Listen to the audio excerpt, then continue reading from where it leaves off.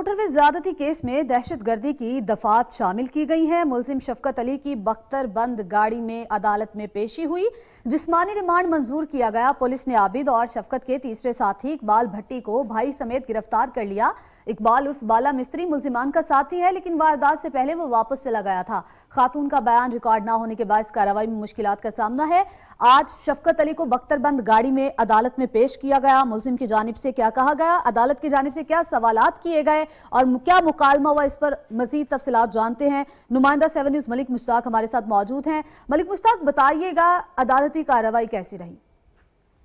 जी बिल्कुल, चूंकि मुलजिम शफकत की जानिब से इकबाल जुर्म कल कर लिया गया था और उसने पुलिस के आला अफसरान को अपनी तमाम रूदात उस बदबख्त इंसान ने वो तमाम वाकया सुनाया था, बताया था।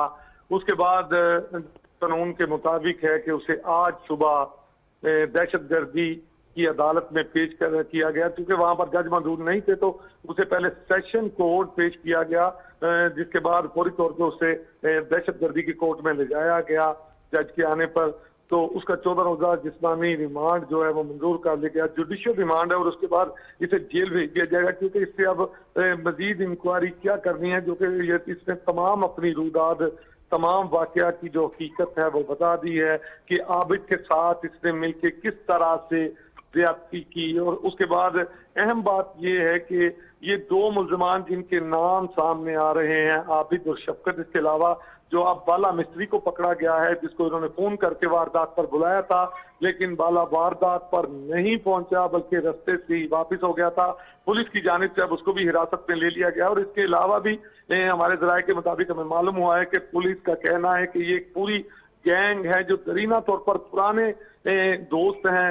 यहाँ पर जैसा कि हमने रात को एक ब्रेक की थी खबर कि ना सिर्फ मोटरवे पर ये लोग, जब मोटरवे यहाँ पर स्टार्ट नहीं थी तो तब भी ये गैंग जो है थाना गुजरपुरा के इस इलाके में डकैतियों की वारदातें करता था। इनकी वारदात का तरीका कुछ इस तरह से था कि किसी भी एक दरख्त को काट कर सड़क पर फेंक दिया जाता था और आने वाली गाड़ी जब सड़क पर दरख्त की वजह से रुकती तो ये फौरी तौर पर उसको लूट लेते। बहरहाल ये इस दफा जो ये बहुत बड़ा हाईलाइटेड मुकदमा है कि खातून के साथ ज्यादती का, आज चुके इसे अदालत में पेश कर दिया था और अदालत ने बार बार यही कहा कि इसकी शनाख्त रेड कराई जाए और दूसरी तरफ देखा जाए। ठीक है मलिक मुश्ताक, जब अदालत में मुकालमा चल रहा था, कुछ सवालात किए गए, मुलजिम की जानिब से बार बार एक ही मौक़िफ़ इख्तियार किया गया था कि मुझे माफ कर दें, मुझे जाने दें। इस तरह की कोई मुलजिम की जानिब से कलमात अदा किए गए थे? तफसीलात से आगाह कीजिएगा।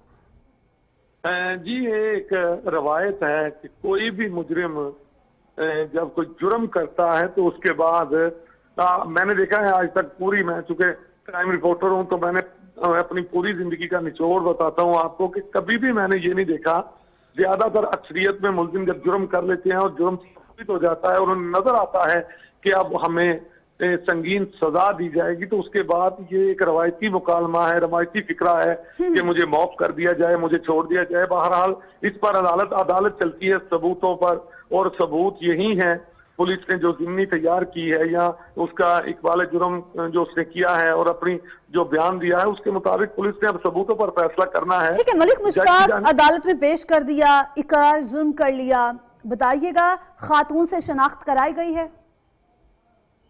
जी, इसमें अहम तरीन बात यह है कि आज पुलिस की एक आला टीम दोबारा से खातून से बयान लेने के लिए उसके घर पहुंची और उन्होंने कहा, चूंकि ये तीसरी बार है कि खातून से बयान लेने के लिए पुलिस की एक टीम जो है उसके पास पहुंची। उन्होंने कहा कि अपना बयान, मजीद जो बयान है वो रिकॉर्ड करवाएं।